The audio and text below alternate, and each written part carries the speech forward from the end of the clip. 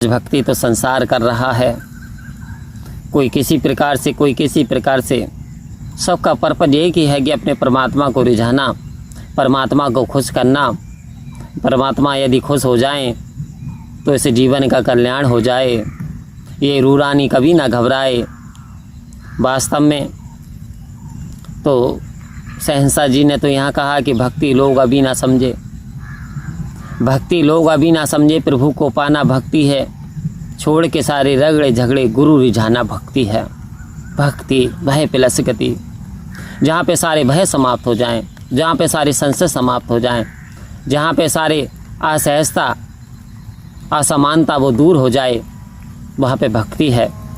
भक्ति कह रहे प्रभु को पाना भक्ति है। जिसने प्रभु को पा लिया, जिसने प्रभु की जानकारी हासिल कर ली, जिन्होंने ये रब्बी दात पा ली, वास्तव में उनका जीवन जीते जी स्वर्ग के समान बन जाता है। उनका ये लोक सुहेला और परलोक सुहेला हो जाता है। तो प्रभु को पाना भक्ति है। तो कल्पना करें क्या हमारे जीवन में प्रभु आए, क्या हमने परमात्मा को पा लिया?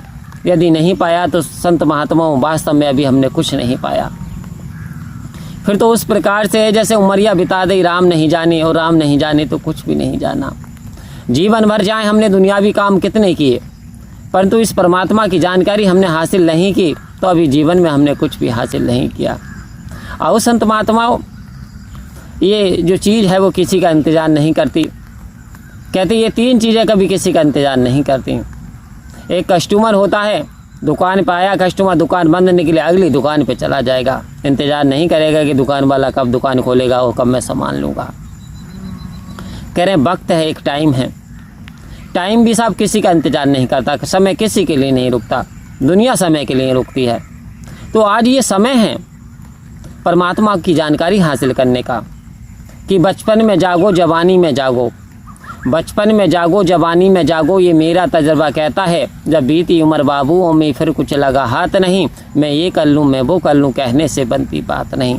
और जो वक्त पे कर ले काम अपना, वो सहता समय की घात नहीं। कह रहे वक्त पे कर ले तो टाइम इज पावरफुल, समय बड़ा शक्तिशाली है। क्योंकि एक ऐसा भी समय आता है जब हम भक्ति करना चाहते हैं लेकिन भक्ति नहीं हो पाती। क्योंकि जब हमारे दांत उखड़ गए होते हैं तो नाम तो लेना चाहते हैं राम राम, और निकलता मरा मरा रमा रमा, तो फिर भक्ति कैसे हो?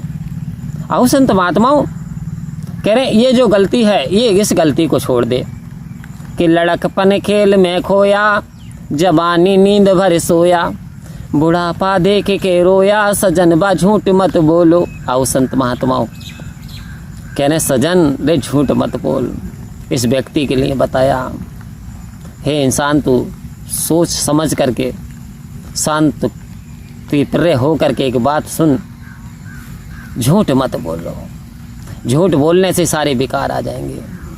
और ये जो लड़कपन खेल में खो दिया कोई बात नहीं, परंतु जवानी भर जो तू नींद में सोया, यही गफलत की बात हो गई, यही तेरे लिए दुर्भाग्य बन गया। पूरी जवानी नींद भर सो गया, परमात्मा की जानकारी हासिल नहीं कर पाए, अपने लक्ष्य को प्राप्त नहीं कर पाए।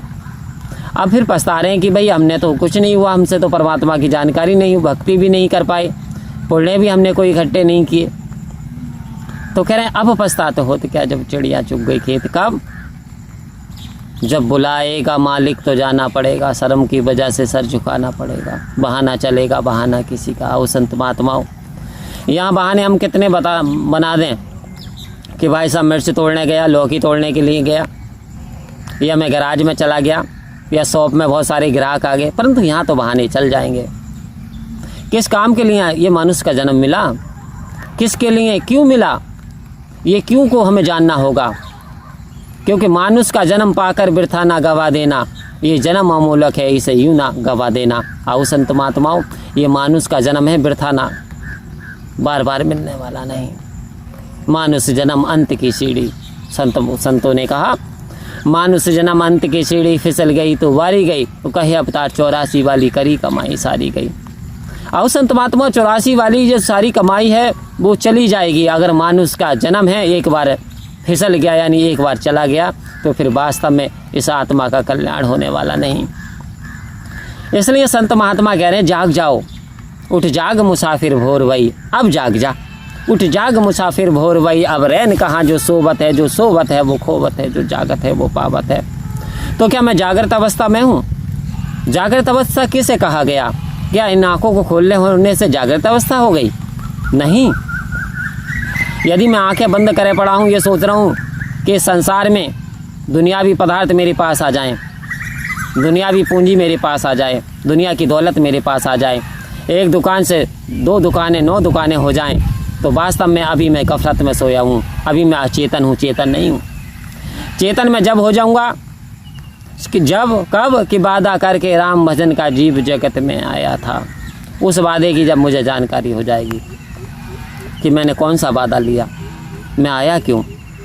मैं आया था इस आत्मा का कल्याण कराने के लिए, मैं आया था परमात्मा की प्राप्ति करने के लिए, मैं आया था अपनी 84 काटने के लिए, मैं आया था सारे बंधन अपने तोड़वाने के लिए।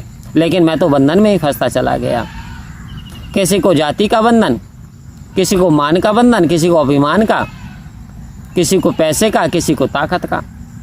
एक गीतकार ने तो यहाँ की नशे में कौन नहीं है जरा बताओ मुझे, और कौन है होश में उसे सामने तो लाओ मुझे। आओ संत महात्माओं, कह रहे नशा थोड़ा थोड़ा कहीं ना कहीं इंसान को आ जाता, और ये नशा बड़ा हानिकारक है। इसलिए तो सदगुरु कह रहे हैं अपने आप को शून्य कर लो, नशे से मुक्त कर लो। नशा करो तो ऐसा करो इलाही जाम का कर लो। एक शराबी कहता सुबह को पीता हूँ तो शाम को उतर जाती है, और शाम को पीता हूँ तो सुबह को उतर जाती है। साकी जाम ऐसा पिला दे जो एक बार पीऊँ तो हमेशा चढ़ जाती है। आज मेरे सदगुरु ने जाम भी पिला दिया, इलाही जाम पिला दिया, ब्रह्म ज्ञान का जाम पिला दिया, ये अमृत पान करा दिया। फिर तो आत्मा झूमने लगती है। नचा गीत गावागी मैं आज तेरे सामने, खुशियाँ मनावागी मैं आज तेरे सामने, चरना छू के मेरी तकदीर बदली, मेरी आ गुनाह वाली तस्वीर बदली, मंग दी ही जावागी में। आओ संत महात्माओं, मेरे सतगुरु ने ऐसी कृपा करी, मेरी गुनाह वाली जो दृष्टि बदल गई, नज़र बदल गई, मेरी सोच बदल गई। सतगुरु ने जब कृपा की, सतगुरु जब मेरे जीवन में आए तो शांति आ गई, सतगुरु जब मेरे जीवन में आए तो सुकून आ गया, सतगुरु मेरे जीवन में आए तो प्यार आ गया, सतगुरु मेरे जीवन में आए तो आनंद आ गया। वास्तव में यदि हम आनंद से दूर हैं तो अभी ब्रह्मज्ञान की हमें दात या ब्रह्मज्ञान को हम सही तरीके से जाने नहीं। कहीं ना कहीं कमी हमारे अंदर है। क्या हमारे दामन में छेद तो नहीं है? क्या हमारे बर्तन में अभी कोई सोरी तो नहीं है? यदि है तो अपने बर्तन को साफ़ कर लें, अपने बर्तन को सही कर लें, अपने दामन को सिल लें और मांगे प्यार से। इसके पास किसी चीज़ की कमी नहीं है। और ये शिकवा शिकायत छोड़ दें कि मेरे पास ये नहीं है, ये नहीं है। तेरा ऊंचा बैठाना मुबारक, तेरा नीचा बैठाना मुबारक, तेरा हर काम नेकी वली है, दाता तेरा किया सब सही है। शुक्रिया अदा करने का भाव जागृत आ जाए तो वास्तव में परमात्मा खुश हो जाए। हमसे शुक्रिया अदा नहीं कर पाते। अदर साइड हम देखें जिनका एक हाथ नहीं, टांग नहीं है, वो हमसे ज़्यादा खुश रहते हैं। क्यों? क्योंकि उन्होंने शुक्रिया अदा करना सीख लिया, उन्होंने जीवन के महत्व को समझ लिया। एक तरफ है हम शुक्रिया अदा को नहीं समझे। आओ संत महात्माओं, कितनों से बेहतर हो आप। कितने दुनिया में कितना गम है, मेरा गम सबसे कम है। औरों का गम देखा तो मैं अपना गम भूल गया। संसार में देखो तो आप बहुत गमगीन लोग हैं। अपने परमात्मा का धन्यवाद दो, शुक्रिया अदा करो और इसकी रजा में रहो। सेवा सत्संग स्मरण को जीवन का आधार बना लो, फिर देखो जीवन में आनंद ही आनंद है, आनंद ही आनंद है। परम प्यार से बोलिए धन्यवाद जी।